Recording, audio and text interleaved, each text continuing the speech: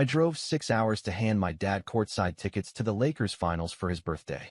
At dinner he toasted, "To my lucky son, still a disappointment, but rich now." My uncle whispered, "Luxury gifts don't make up for being a loser." I stood up, took back the tickets, and left. This morning, he called me 67 times. Then his boss called too. I drove 6 hours straight, not even stopping for coffee. I rehearsed the surprise in my head 100 times. How I'd walk in, hand my dad the envelope with the gold-foiled ticket folder, watch his face light up when he saw the seats, courtside at the Lakers finals, no less. His dream. A lifelong fan. He used to talk about it like it was a fantasy, something he'd never afford, something only real men could experience. Well, I became a real man, apparently.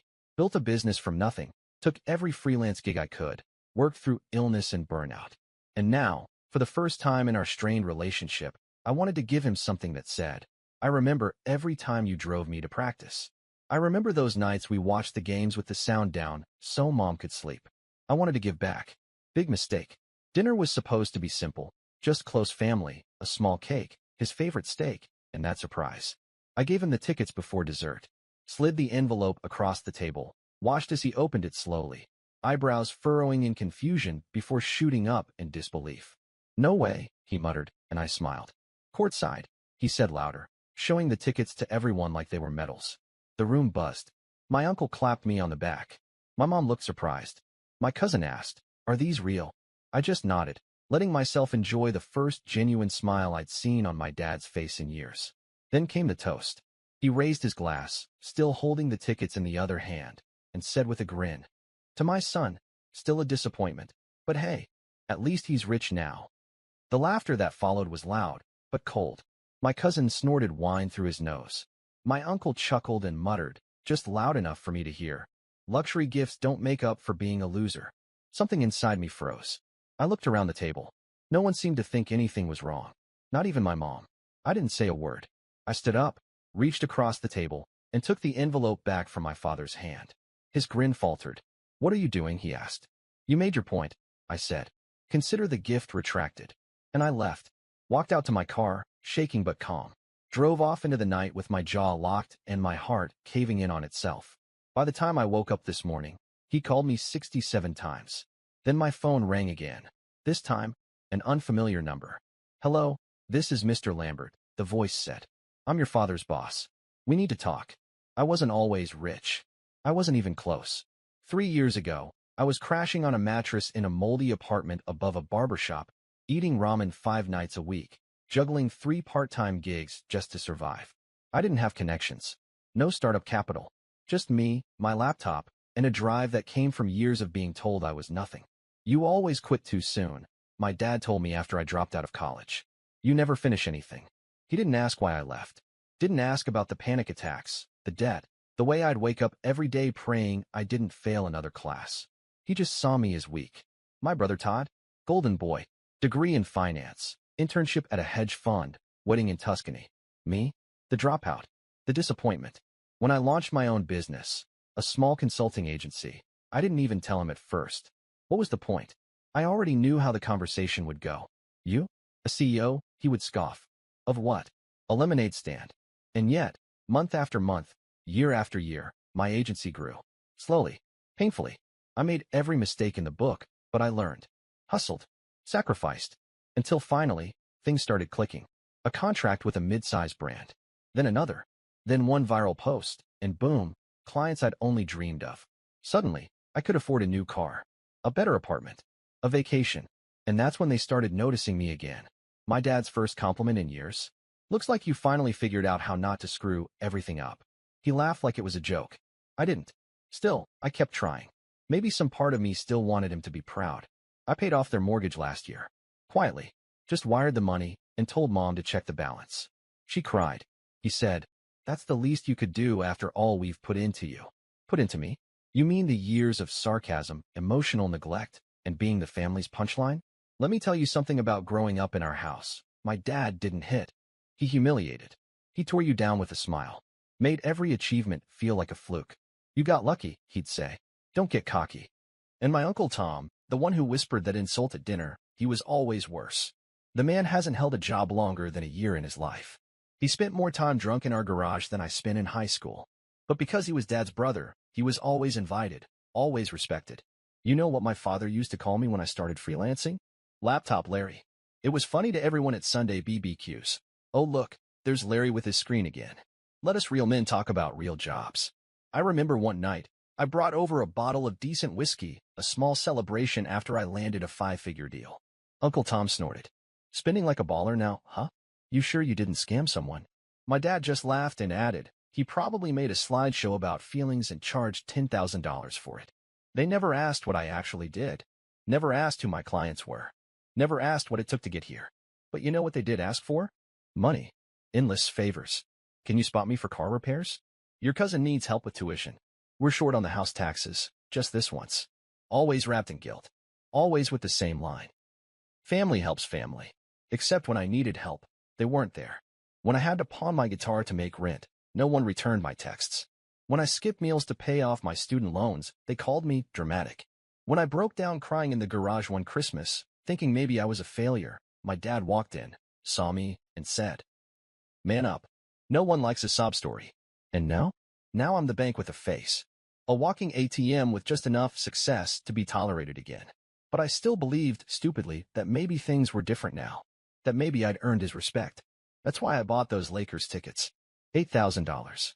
Courtside. For him.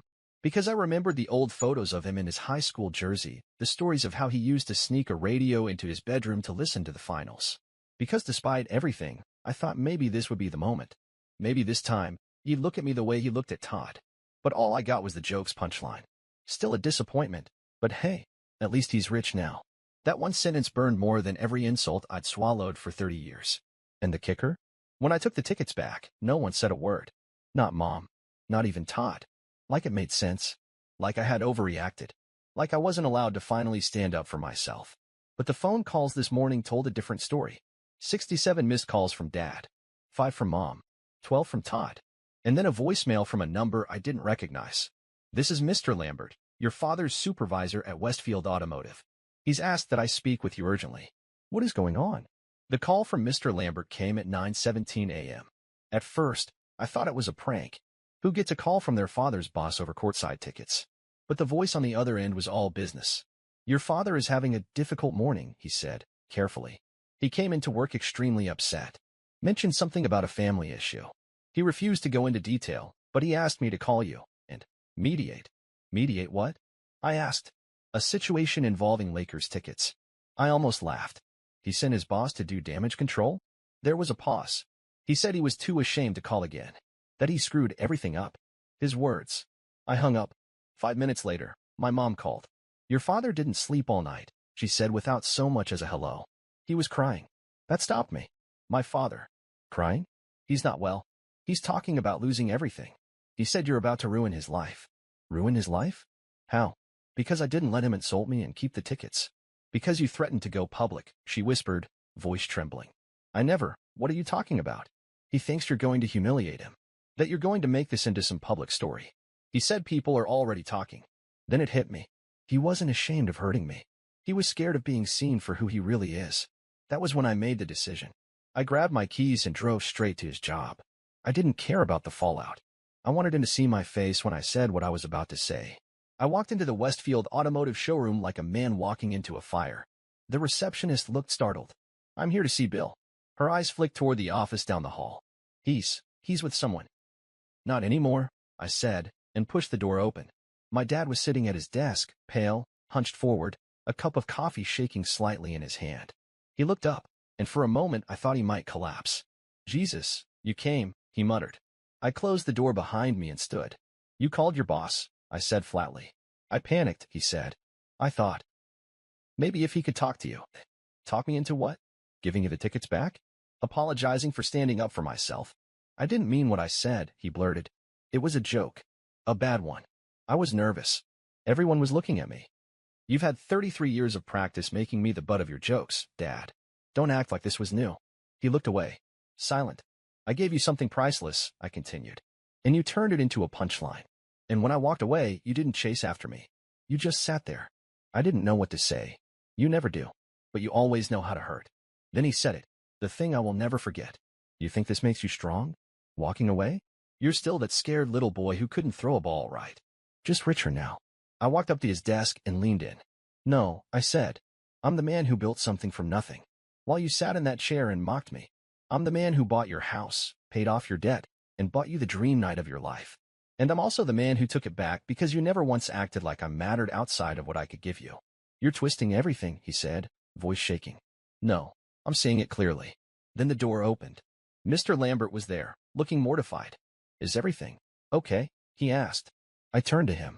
Mr. Lambert, I said calmly, you should know something about the man you have managing this place. He treats everyone around him like trash unless they're useful to him. His son buys him a gift that would take most people years to afford, and he toasts to him as a disappointment. He's lucky I'm not a journalist. He'd be trending by now. My dad lunged up from his chair.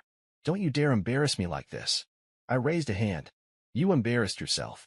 The room went dead quiet. I looked him dead in the eyes. You want to be treated like a man? Then act like one. You want my respect? Then earn it. But don't ever call me again to clean up the messes you made. I turned and walked out. As I left, I saw Mr. Lambert put a hand on my dad's shoulder, whispering something I couldn't hear. Let him explain. Let him squirm. Let the office gossip swirl. I got into my car, pulled out my phone, and blocked his number. Let the 67 missed calls stay missed. I didn't answer a single call after that. Not the missed calls. Not the voicemails. Not the messages that went from talk to us to you're acting childish to we're your family, whether you like it or not. I turned off my phone for a week. No texts. No notifications. No venom disguised as concern. And for the first time in my life, the silence felt like peace, not punishment. I wasn't waking up with a pit in my stomach wondering if today would be the day my dad would finally say something kind. I wasn't calculating how to earn approval from people who built their entire identity around tearing me down. I ate what I wanted. Slept in. Went to the gym. Took a weekend trip to Santa Barbara. No schedule. No expectations. No fake dinners. I was alone, but not lonely. By day 5, I opened my phone again, out of curiosity more than anything. 73 missed calls. 41 from my father. 12 from my mother. 8 from Todd. The rest? Unknown numbers and 1 from my dad's work line. Again, I listened to one voicemail. Just one. Son, I know I screwed up. I know. I've never been good with words. You know that. But I didn't mean it. You gotta believe me. Don't let this be the end of us. Please. Call me. I'm sorry. But I didn't call him back. Because I realized something. He wasn't sorry for what he said. He was sorry it finally had consequences. And yet, the moment that truly ripped the mask off came 2 weeks later, when my mother showed up at my door. I opened it half asleep, still in sweatpants and an old hoodie. She looked small, tired, holding a casserole dish like she thought we were still playing 1950s Family. Hi, she said softly. Can we talk? I didn't answer. Just moved aside and let her in. Not out of guilt, just curiosity. She set the dish down, sat on my couch like it was sacred, and started immediately. Your father hasn't been the same. I didn't reply. He hasn't eaten. He missed work. Lambert says he's thinking about retiring early. So now you're here, I said, because he's finally spiraling and no one's there to clean it up. No, she snapped, too quickly. I'm here because you're his son. And when I was buying him gifts and paying his mortgage, that made me what? His credit card. Her mouth opened. Closed. She didn't have an answer. I leaned back. You came to guilt me into forgiveness. Not to understand. I came because I love you, she said. No, I corrected. You came because I'm useful. Or was. The moment I set boundaries, I became the villain. She wiped her eyes, like she couldn't believe this was happening. But I wasn't done. I gave him everything. Time. Money. Respect. And all he gave back was mockery. And now that I walked away, you want me to fix the damage you let him cause. You think it was easy for me? She hissed suddenly. Living with that man? Watching him break you down while I tried to hold this family together. Oh, so now you were the silent martyr? I stood. You sat at every dinner. Heard every insult. Laughed at every cruel joke. And not once did you say, Bill, stop. You don't get to play innocent now. Her shoulders sagged. I'm not here to defend him, she said. I'm here to ask if there's a way back. No, I said, and meant it. There's a way forward.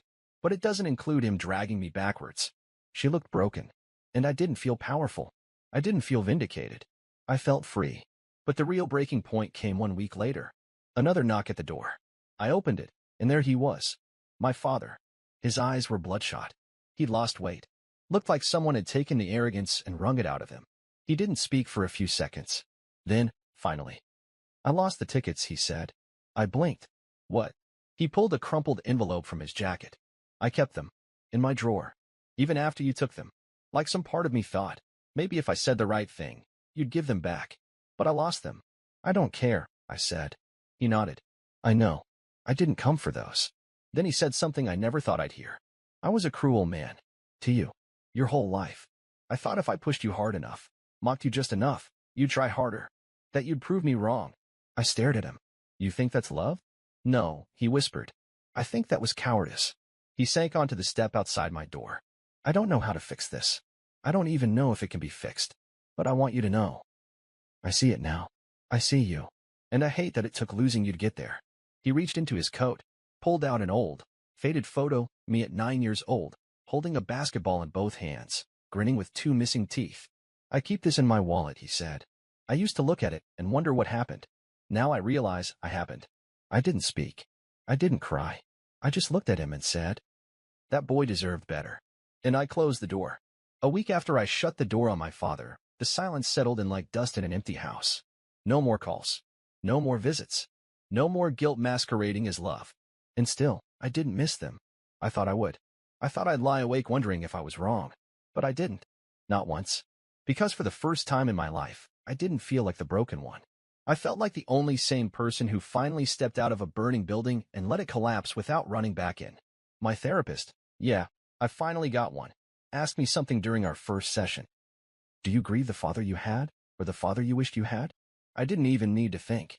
The one I wished I had, I said, because the one I had. I never truly knew him. I only knew who I had to be to survive him. She nodded. Then your grief is a rebirth. You bet it was. I spent the next few weeks building a new rhythm. No family dinners. No backhanded compliments. No last-minute favors with the expectation of silence in return. Instead, I poured into me. Work. Gym. Reading. Rest. I bought a piano, even though I barely knew how to play. Took lessons like a stubborn beginner. I started hiking on Sundays alone, without telling anyone. No Instagram. No proof. Just me and the world. I began writing again. Journaling every thought I'd buried under, maybe next time Dad will be proud. And then, something strange happened. Todd called. I let it go to voicemail, of course.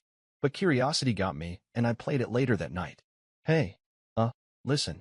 I don't know how to say this, but I get it now. About Dad. About everything. I heard what happened at his work. I heard about what you said. I think I should have stood up for you that night. Pause. He's not well, man. He won't say it, but Mom says he's not eating.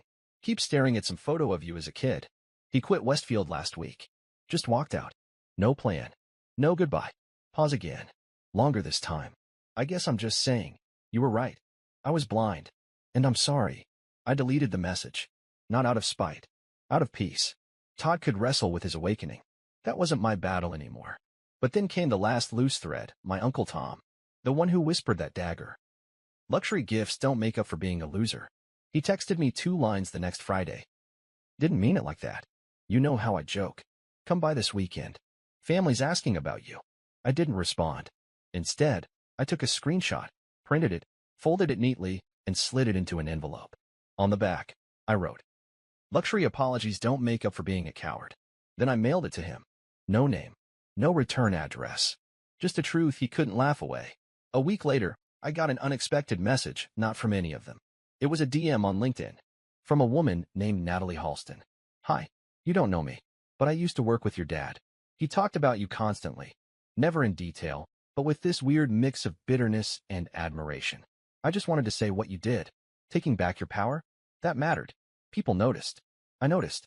And you inspired me to finally cut ties with my own toxic family. So thank you. I stared at it for a long time. Not because I needed validation, but because that was the moment I knew I hadn't just saved myself. I'd lit a torch for someone else lost in the same dark. And just like that, the weight lifted. It's a warm Saturday morning now. I'm walking out of a coffee shop, sunglasses on, notebook in hand. I stop by a bookstore and buy a new journal. The barista slips me a note with her number. I smile, but don't react. I'm not rushing. I'm not chasing approval. I'm not performing. I'm just being. And just as I step back into the sunlight, I hear a small voice from behind. A boy, about 10 years old, holding his dad's hand, pointing at a billboard above us, a Lakers finals promotion. Dad, look, someday we're gonna go, right? The father smiles and ruffles his son's hair. One day, yeah? I'll get us there. I stop. My throat tightens for just a second. Not from pain, but from the realization that I don't envy that boy anymore. Because I became the man he wished his father would be. And that man is no longer desperate for anyone's seat at the table, because he built his own. Final thought, moral. I'm not angry anymore. I'm not waiting for the apology that will never come. I'm not haunted by the words, still a disappointment. Because I know who I am. And I know what I'm not. I'm not your scapegoat. Not your bank. Not your punching bag. I'm not your son, if that means being your victim. I'm my own man. And I'm finally free.